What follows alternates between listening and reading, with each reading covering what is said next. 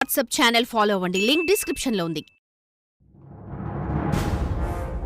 యనమల రేవంత్ రెడ్డి అనే నేను తెలంగాణ రాష్ట్ర ముఖ్యమంత్రిగా ప్రజలందరికీ న్యాయం చేకూరుస్తానని దైవ సాక్షిగా ప్రమాణం చేస్తున్నాను.